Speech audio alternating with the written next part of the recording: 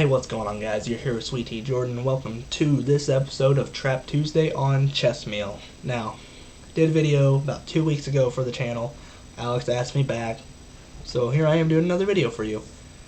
Now, if you can tell by the title, the trap we are doing today is the legal trap.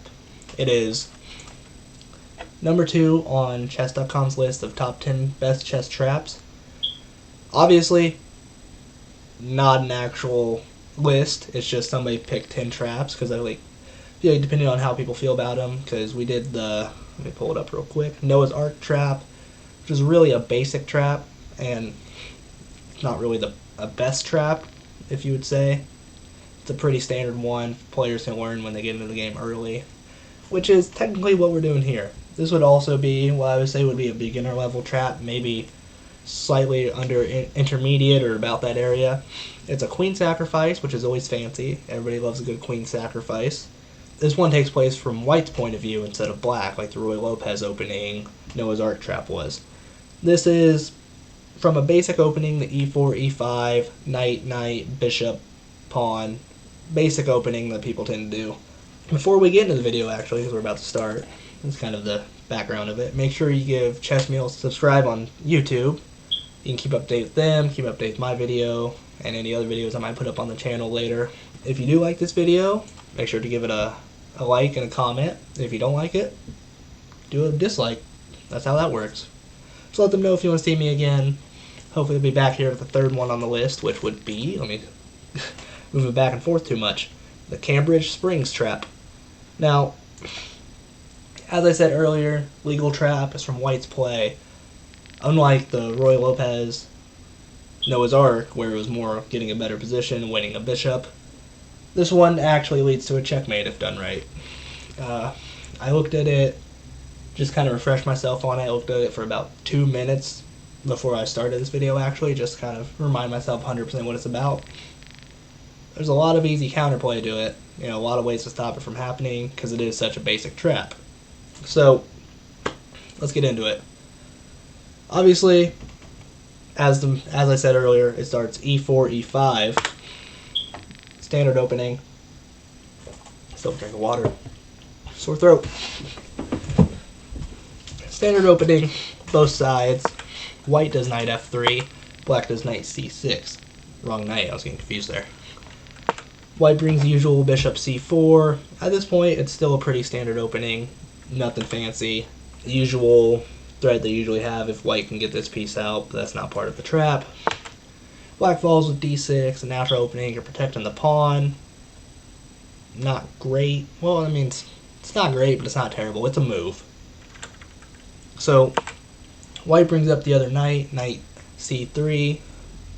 This knight is probably the most important piece in the trap, if not one of them, because it's the piece that does the final move to get the checkmate. This is a bishop 2 knights checkmate, which is really nice. It's always nice to get one like those that doesn't involve a queen or a rook. It's a checkmate that doesn't involve those. Because again, you're sacrificing your queen to get the position. Now, black does bishop g4. It's a standard move. I've done bishop g4 in this position. Not much wrong with it. You can do it, open up the board. You could also bring your knight to f6 out, but if you do knight to f6, trap doesn't really happen too well from that, because of the way it works. White does pawn h3, normal move, kicks the bishop out if it does. If the bishop does take, queen takes, and you have a checkmate threat. Pretty standard. Now black does bishop h5, which is, again, another standard move. These are all standard / beginnerish moves. I mean, bishop h5 is just common knowledge for a lot of people. It's a move I've done comfortably before, just because most players usually don't do this trap. They'll push up with their pawn, and you just back up to safety. Now, this is when the trap actually starts here. Obviously, knight captures e5 for white. Most of the time people won't do this move, because obviously you're doing this move if you're going for the trap specifically. And if you're against a new player, black might take the queen, because, ooh, free queen. And as you can see on the left, percentage went from, what was that, 50%? Okay, a little over 60% chance of white winning, because as soon as he takes the queen, 100%, because, yeah, White does bishop, capture f7, check. King, only square king can move is e7, and white finishes up with knight d5 checkmate. As I said, pretty standard, pretty basic trap.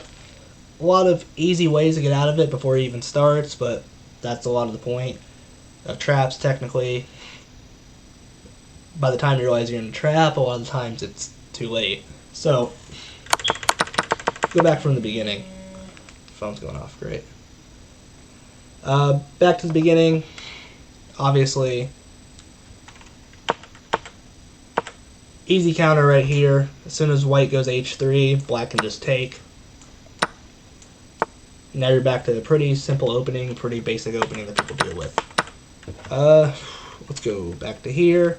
In this situation, if black takes here, seems like pretty fair trade the way things work out. It's actually an even trade, I would say. White has a little bit more development, but black can fix that pretty easily with the knight. Boom. And the game just goes on from there. That's how that works. What do I think of it? Let me actually restart the whole board. The whole board. Made a mistake halfway through and moved a piece, so it didn't want to go all the way back. Simple trap. A lot of simple solutions, simple answers. In this situation, I don't even think I would go bishop g4, but that's why it's kind of a beginner / basic intermediate trap.